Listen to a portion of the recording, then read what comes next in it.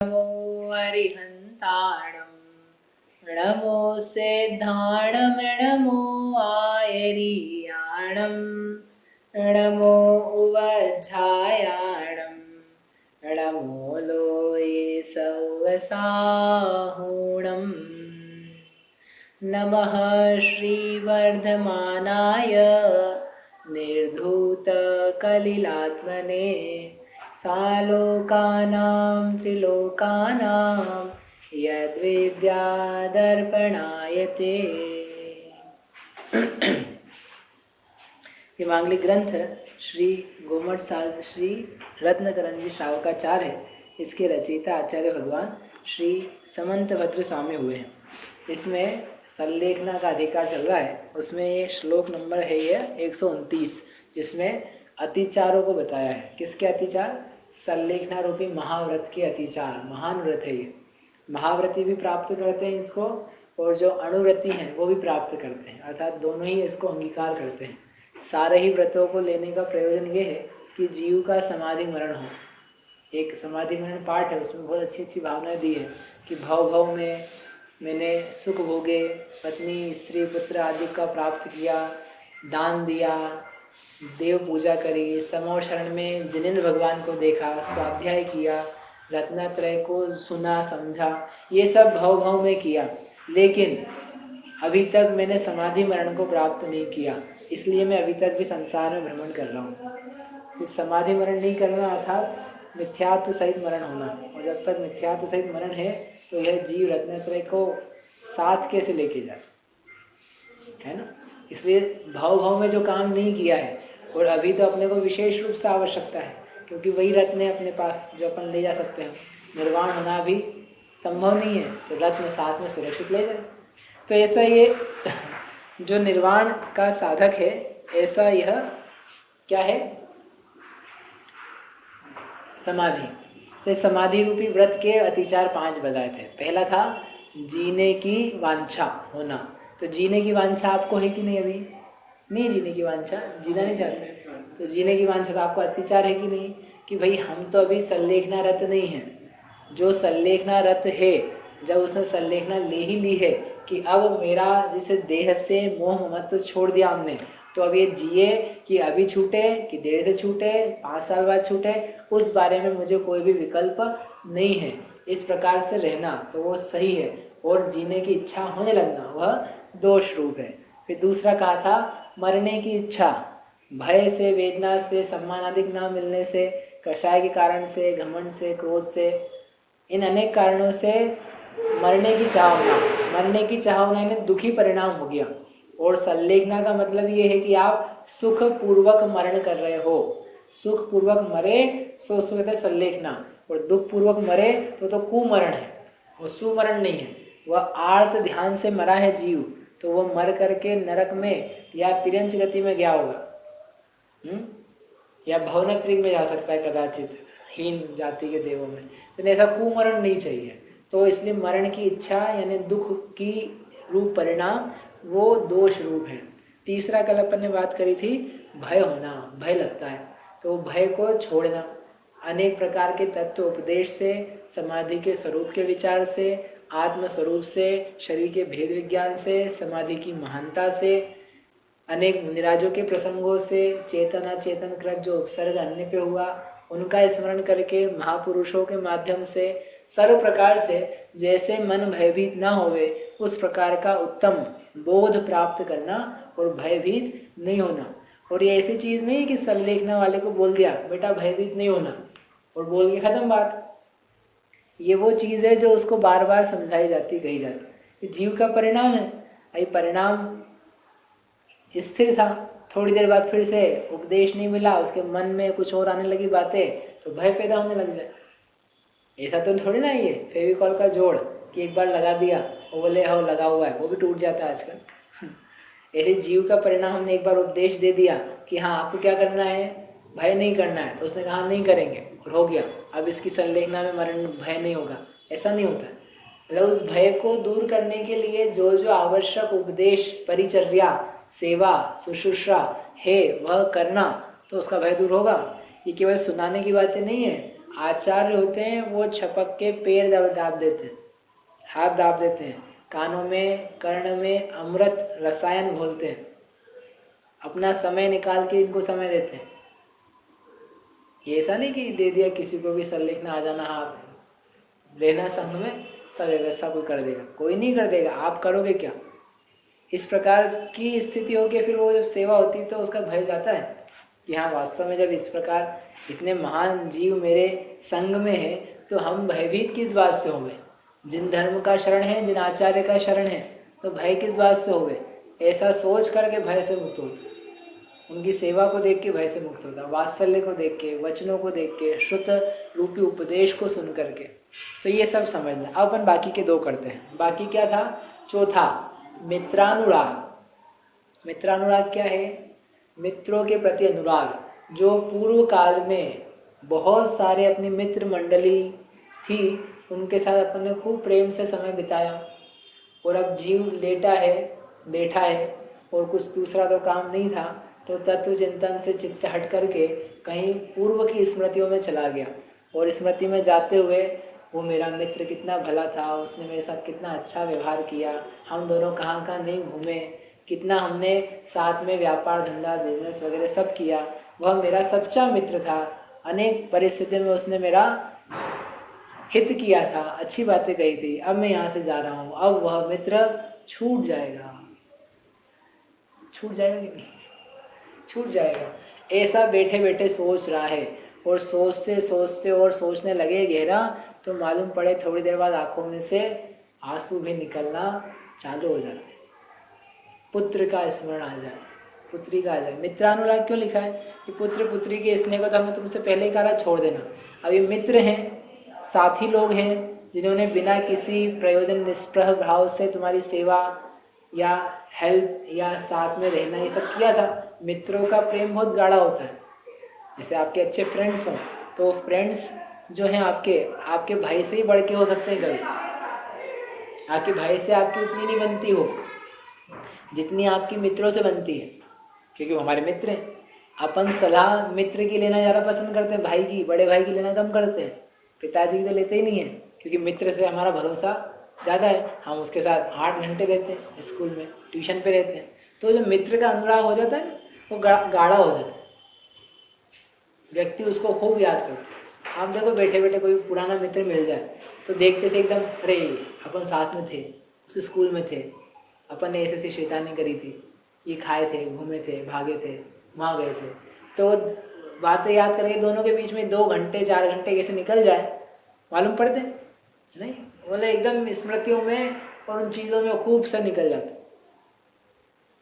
वो निकल जाए, लेकिन यहाँ तो क्या आ रहा है कि अब वो निकल गए समय और हम जा रहे हैं, वो यही है या वो भी जा चुका है, तो उसमें दुख पैदा होता है।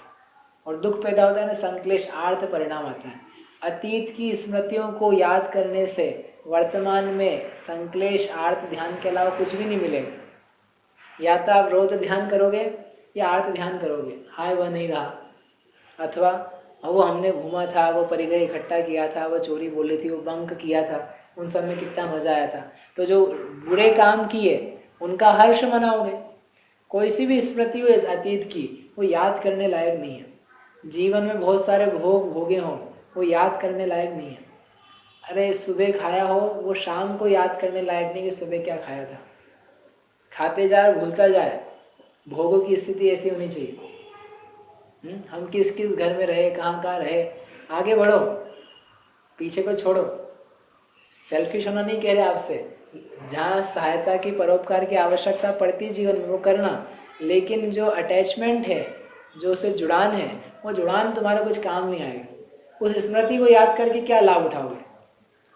और अपन सब मित्रानुराग और ये पुरानी स्मृति को याद करने के दिन रात उपाय करते हैं। क्या उपाय करते हैं? अपना फेसबुक अकाउंट है, उस फेसबुक अकाउंट में रोज पिक्चर जाकर के अपना स्टेटस जाकर के अपलोड करते हैं। आज हम कहाँ गए, क्या खाया, किस रेस्टोरेंट में गए थे, वहाँ क्या हुआ था, कितने लोग साथ में थे, इसकी टैगिंग उसकी टैगिंग है। साल भर की अपनी क्या हो जाती है, हिस्ट्री क्रिएट हो जाती है। फिर अपन 1 साल बाद जाके देखते हैं, ओहो साल भर में हमने क्या क्या किया, ऐसे 1 साल से 5 साल, 5 से 10 साल, कितने साल हो जाएंगे उस फेसबुक के अकाउंट को? ढेर सारे। और फिर आपको देख करके हाँ ये सब हमारा पास्ट है। जितना फोटो खींच रहे हो वो सब संलेखना के अतिचार का कारण बनता है। जितने तुमने एक एक फोटो खींचे हैं, जितनी वीडियो बनाई है, जितना रिकॉर्ड किया है अपने आप को और भेजा है कमेंट लिए, वो सारे तुम्हारे सोशल अकाउंट तुमको अनसोशल करके मारेंगे। समझ में आया? फेसबुक अकाउंट है कि नहीं अपना? है। उसमें फोटो वोटो डालते हो कि नहीं? वो अपने लिए बन रहा है। क्या बन रहा है? अतीत की स्मृतियों का कारण, मित्रों की स्मृतियों का कारण। पहले के जमाने में बस लोगों को बुद्धि रहती थी, उतने याद कर पाते थे। आजकल अपन लोग बस नए नए साधन, धर्म के नए साधन है और पाप के भी नए साधन है कि नहीं है? वो वीडियो बताओ मुझे, मित्रानुराग जो है वो दुख का कारण बनेगा कि नहीं बनेगा? एक फोटो एल्बम बनाया व्यक्ति ने शादी का, शादी हो गई, फोटो एल्बम इतना मोटा, देख लो। बोले नहीं अभी नहीं देखी, नहीं देखा उसे। कब देखूंगा? बोले जब मैं अकेला हो जाऊंगा 25 साल बाद इसको खोलूंगा, खोल के देखूंगा कौन कौन मेरी शादी में आया था, क्या क्या खिलाया था, हम कैसे दिखते थे, पत्नी कैसी दिखती थी, ऐसा ऐसा कैसा था।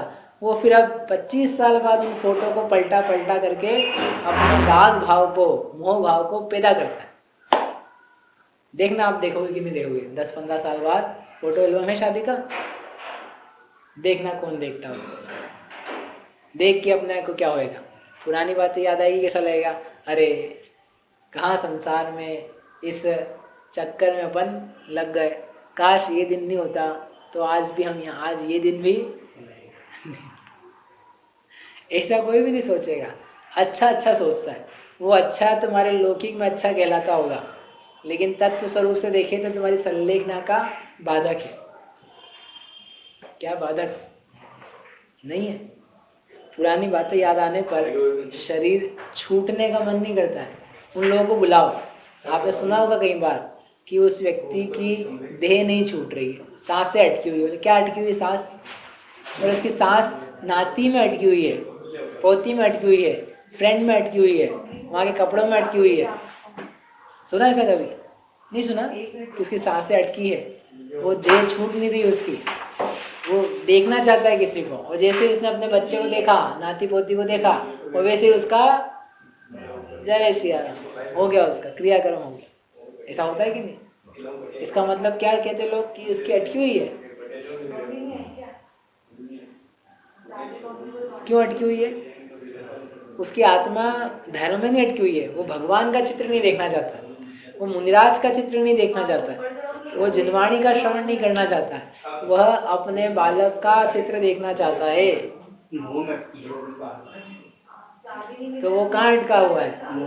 तो मोह में अटक के मरना, वो कुमरण है कि सुमरण है? तो ये मित्रानुराग जो अपन ने इकट्ठे कर लिए ये क्या है? अपन बहुत गर्व करते हैं इन बातों का। मेरा फेसबुक अकाउंट है, पता है उसमें कितने फ्रेंड्स हैं। एक बार हम यूएस में थे, एक ऑर्कुट चल रहा था उस समय, सोशल मीडिया प्लेटफॉर्म जो भी था। तो एक मेरे से बोला, एक जूनियर बैचलर करने वाला, कि भैया आपका क्या बात है, कुछ ज़्यादा स्टेटस ही नहीं है। उन्हें क्या क्या तकलीफ है, क्या स्टेटस नहीं है? बोले आपके ऑर्कुट पे कुछ नहीं है। क्या कुछ नहीं है? बोले बस 50 ही मित्र हैं। तो बोले मेरे 250 हैं। कितने? मेरे 250 हैं। और आपके तो 50 ही। आपको आए हुए 2 साल हो गए, मैं तो अभी 6 महीने हुए आए हुए। तो आपके 50, मेरे 250, तो मैं कितना महान हूँ। और आप तो, आपका कोई स्टेटस ही नहीं। क्यों बताओ? आपका कोई स्टेटस ही। अब कल को आप पूछने लग जाओ आपकी क्या फेस वैल्यू है? हमारी फेस वैल्यू है क्योंकि हमारा फेसबुक है, और तुम्हारा तो कोई फेसबुक भी नहीं है। क्यों फेस वैल्यू है क्या? कहने का अर्थ ये है कि जो चीजें अपनी कुछ भी नहीं है, जिनसे अपना कोई वैल्यूएशन नहीं है, उनसे अपन अपना वैल्यूएशन करते, अटकते, मोह में डूबते, और ये सब चीजें दुख की कारण बन जाती। इन सब से बचने की जरूरत है। किसको? अपने को। और जितना काम है वो ठीक है, लेकिन आप उसमें जुड़ते हो। एक ट्विटर चलता है, हमको पता लगा क्या होता है उसमें। लोग हर समय क्या कर रहे हैं, ये तत्काल डाल देते हैं ताकि लोगों को पता चले। और आपको भी पता रहे, आपकी हिस्ट्री क्रिएट हो जाए। क्या करूँगा हिस्ट्री का? क्या काम है मेरे को? मैं पैदा हुआ था, फिर मैं 1 साल का हुआ, 2 साल का, 3 साल का, 4 साल का, उसकी कोई हिस्ट्री नहीं मेरे पास, तो क्या तकलीफ है? कोई समस्या है? अपन साल भर में कहाँ कहाँ किस दिन गए ये अपने को नहीं पता है, तो कोई समस्या है आपको? कुछ नहीं। क्या काम है उससे? लेकिन नहीं, ये अच्छी चीज है। अच्छी चीज ना जब बुरी होगी ना तब समझ आएगी। ये बिल्कुल पसंद नहीं चीज हमको। ये फेसबुक व्हाट्सएप ये ना, ये चित्त उलझाने वाली, समय खराब करने वाली, अपना दिमाग खराब, कितना कल खराब हुआ है, बहुत समय जाता है इससे कोई लाभ नहीं होता आत्मा का, 1% नहीं होता, रत्ती भर भी नहीं होता, नुकसान ही होता, कुछ भी काम नहीं आता है। अगले भाव में कुछ नहीं मिलेगा तुमको। देवलोक में जाओगे ना तो वहां क्या की जरूरत है, अवधि ज्ञान रहेगा तुमको सीधे। जरूरत नहीं पड़ेगी। एक व्यक्ति से मैंने कहा मेरे जीवन के 5 साल बच गए। क्यों बच गए? मैंने कहा देखो तुमने 5 साल ऑर्कुट पे बिताए, ऑर्कुट पे तुमने बहुत फोटो डाली, कमेंट डाली, ब्ला ब्ला, जिंदगी भर 5 साल लगे थे तुम, और बाद में उसने बंद कर दिया, तो तुमने 5 साल जो दिए थे वहां पर वो तुम्हारे वेस्ट हो गए। मैंने नहीं दिए थे तो मेरे तो 5 साल बच गए ना। कल को व्हाट्सएप बंद हो जाएगा तो आपने जितने समय दिए व्हाट्सएप पे तो वो समय आपका तो खराब ही गया, वो मेरे नहीं दिया तो मेरा तो टाइम बचा ही ना, मैंने जिंदगी 5 साल बचा लिया। इसलिए अपने पास समय है, आपके पास समय नहीं है। आपको समय बचाना हो तो गिव अप कर दो।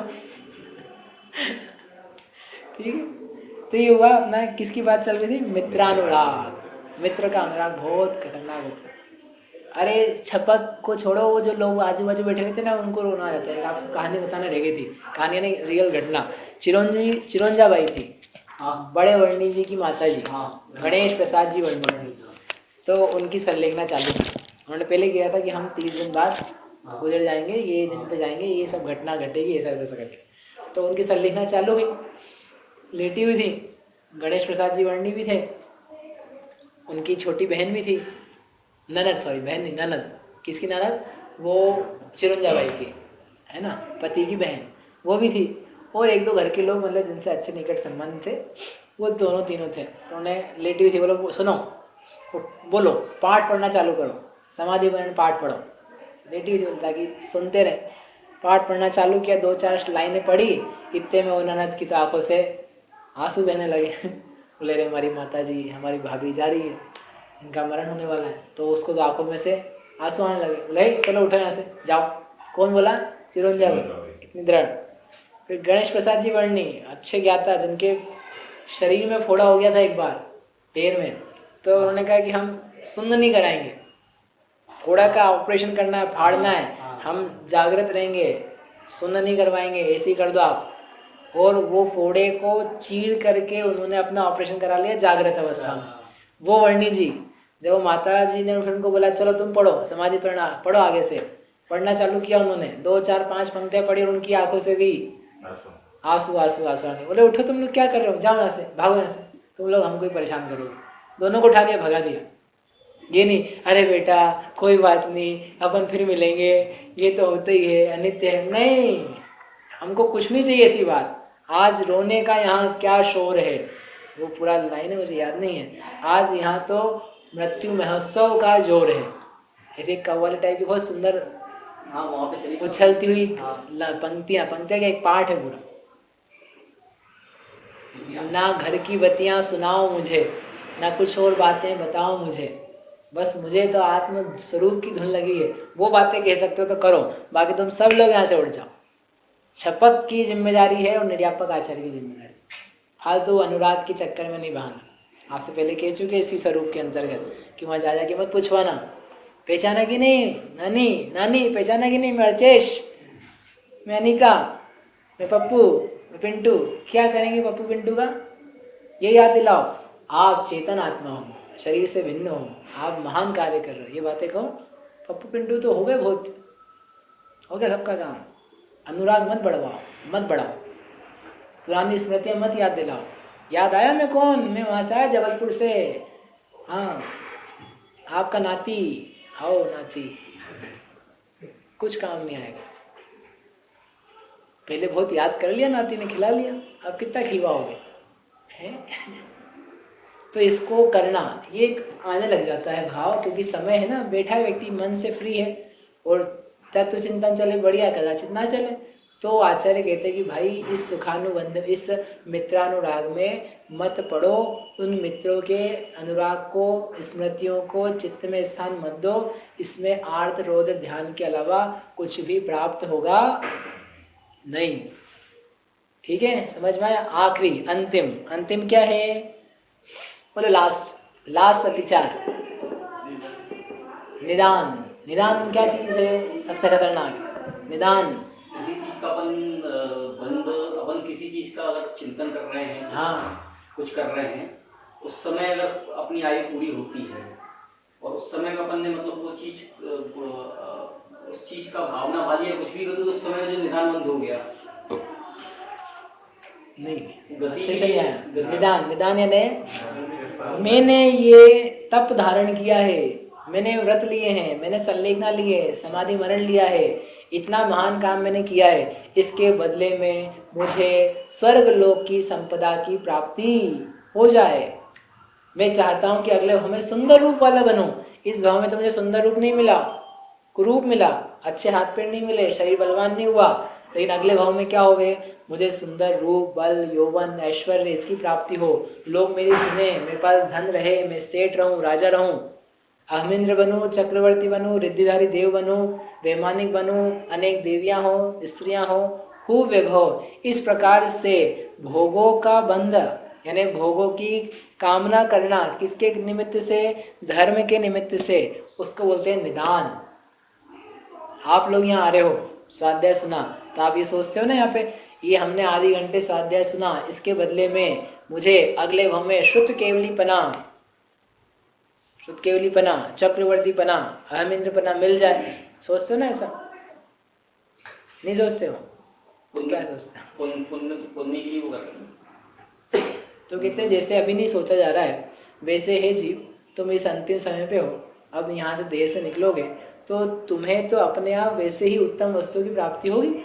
उत्तम वस्तु की प्राप्ति होने का निमित्त पुण्य कर्म है, और तुम तो वैसे ही महापुण्य कार्य में लगे हो, पुण्य से बढ़ के कार्य में लगे हो, आत्मा परमात्मा के चिंतन में, स्वपर भेद विज्ञान में, आत्मा के अनुभव में लगे हो, तो तुम्हें उत्तम वस्तु की प्राप्ति नहीं हो, ये कैसे हो सकता है? इसलिए तुम मांगो, ये तो कोई अच्छी बात नहीं है। अच्छी बात क्यों नहीं है? क्योंकि एक तो वो काम की नहीं है, ये तुमने जिंदगी भर सीखा है कि संसार की चारों गतियों में दुख है, भोग में दुख है, भोग अनुकूलता देने पर भी सुख नहीं देते, ये तुमने समझा है, और फिर वापस से क्या कर रहे हो? वही भोग मांग रहे हो, और वो भी किसके बदले में? किसके बदले में? धर्म के बदले में। तो आचार्य कहते हैं ये ऐसा हो गया कि किसी को राख चाहिए थी, राख हाथ धोने के लिए, कि राख नहीं दिख रही है, ये 2-4 हीरे रखे, लाओ ये लाओ, हीरे लाओ, जलाना जरा इसको तो अपने को राख मिल जाए। उसने जला दिया हीरा, हाँ अब हाथ धो लिए। कैसा है इसका परिणाम? ऐसा जो राख के लिए हीरे को जला दे, खेती करने के लिए चंदन के, अगुरु के वृक्षों के वनों को जला दे। सुना चुकी कहानी आपको पहले, एक राजा ने उसको दिया, गरीब आदमी था, देखो गरीबी है, ये वन देते हैं हम तुझे, जा चंदन का वन, उपवन, 1-2 वृक्ष नहीं, वन। और उसने क्या, अरे यार राजा कितना दुष्ट है, ऐसा बेकार राजा है, मैं गरीब हूँ और इसने अच्छी जगह तो नहीं दी, क्या दे दिया मेरे को? वृक्षों से भरा हुआ एक पूरा का पूरा क्षेत्र, अब सब काटूं और फिर जाके खेती होगी, कितने दिन लग जाएंगे। तो उसने एक एक करके काटना चालू किया, जला जला जला करके घर की रोटियां सेकी। महीना, 2 महीना, 2.5 महीना बाद वो राजा निकला वहां से, उसने सोचा ये आदमी बहुत महान ऊंचा बन गया होगा। देखा, क्यों भाई ठीक है अब? बोले हाँ मालिक, बस अब ठीक होने वाला है। होने वाला है, ऐसी क्या बात है? बोले क्षमा करें महाराज, वो आपने दिया था तो उसको काटते काटते मैं घर में अकेले ही हूँ, कमजोर हूँ, तो बड़ा दिन लग गए, वो हुआ नहीं अच्छे से। अभी अब पूरा लगभग साफ हो गया है, अब बस मैं खेती करने वाला हूँ। राजा ने सिर कूट लिया, हे भगवान, बोले कुछ बचा है? कुछ बचा है वहां पे? बोले नहीं, बस आखिरी वृक्ष का थोड़े से टुकड़े हैं। बोले ले एक काम कर, इसको बाजार में जाके बेचिया। बोले बेचिया, मैंने जलाया इसको तो मैं जलाता था रोज। नहीं, बेच के आया इसको बाजार में अच्छी दुकान पे। वो गया और इतना सा टुकड़ा चंदन का, अगरू का बेच के आया। वो तो उसको समझ में आया, ओहो, कि मैंने खेत के लिए चंदन के बहुमूल्य वृक्षों को, जो मेरी पीढ़ी दर पीढ़ी इतना मुझे आनंद देता, इतना वैभव देता कि क्या कहता, मैं क्या सोचता, लेकिन मैंने भस्म के लिए, खेत के लिए, भस्म के लिए, खेत के लिए उस पूरे वन को क्या कर दिया, भस्म कर दिया। ऐसे कैसे ये रत्नत्रय इसको अनंत भाव के लिए मालामाल करने वाला था, और इसने क्या कहा कि रत्नत्रय से क्या होगा, ये राजा कितना धर्म कितना बेकार है, रत्नत्रय दे रहा है, हमको तो क्या चाहिए, हमको तो स्वर्ग का भोगों का सुख चाहिए, तो अपन तो स्वर्ग का भोग मांगो। फिर राजा आया एक बार कि तब ठीक हो, तुमने व्रत ले रखा, महाव्रत ले रखे। तो महाव्रत, हाँ बस ठीक होने वाला है, बस पहुंचने वाले हैं मर के। मतलब मूर्ख, पहुंचेगा बाद में, जरा अपनी आत्मा को देख इस महाव्रत में, इस अणुव्रत में अपनी आत्मा को देख और बता मुझे कि इसकी कीमत क्या है। तो देख ले और समझे, हाँ मैंने समय वैसे बिता दिया, मैंने क्या मांग लिया। दान करना यानी अपने पैर पे कुल्हाड़ी मारना। बिन मांगे मोती मिले, मांगे मिले न भीख। तो बिना मांगे तुमको मिल रहा है, अभ्युदय मिल रहा है, निश्रेयस मिल रहा है, और तुम मांग मांग करके उसकी 12 बजा रहे हो। मांगने पर अच्छा मिलता भी नहीं। देखो आप घर में बैठे रहो, आपको पत्नी ने भोजन करने बिठाया है, तो भोजन परोसेगी ना, अच्छे से परोसेगी, और आप चिल्पो करो, लाए नहीं अभी तक, रोटी लाओ, नमक लाओ, पानी लाओ, चे चे चे चे चे चे आप चिल्लाते रहो आधे घंटे तक, कराते जा रहे हो, लाते जा रही, तो उसको भी देने में मजा नहीं आएगा। और वो पता है ना, वो जान करके देर से देगी, बोले हो हाँ दे रहे अभी, रुको, ये भैया है ना, ये कुछ नहीं बोल रहे, इनको दे दें पहले। आप कुछ मत बोलो, आप देखो एक दिन घर पे आप भोजन बिना मांगे करो, जो आ जाए वो ले लो, 2 4 5 10 दिन करो। तो 1 2 दिन शुरू में अभी अभ्यास नहीं ना घर वालों का, तो हो सकता है कुछ तकलीफ हो आपको, लेकिन 2 3 दिन में आप देखना, फिर आपके आगे पीछे आपके घर के बच्चे, पत्नी, माता, सास, ससुर, भाई बहन, अरे भैया को, ये भैया बोलते नहीं है, इनको दो। और आप मांग रहे थे तो 4 महिलाएं खड़ी होगी, सुन रही होगी, वो उनके कान पे जू नहीं रहेंगी, जू मत भेज देना उनके घर। कहने का अर्थ ये है कि ये जगत की प्रवृत्ति है, पद्धति है, आप मांगोगे तो नहीं मिलेगा, और नहीं मांगोगे और आपका भाग्य है तो मिल जाएगा। इसलिए निदान मत करो, निदान में कुछ नहीं है। उसके लिए उन्होंने दृष्टांत दिया कि एक व्यक्ति ने इष्ट वस्तु को समर्थ, इष्ट वस्तु को सिद्ध करने में एक देवी देवता को प्रसन्न किया, देवता को प्रसन्न कर लिया, और देवता उसके सामने आ गया। उसने पूछा, बोल तुझे क्या चाहिए?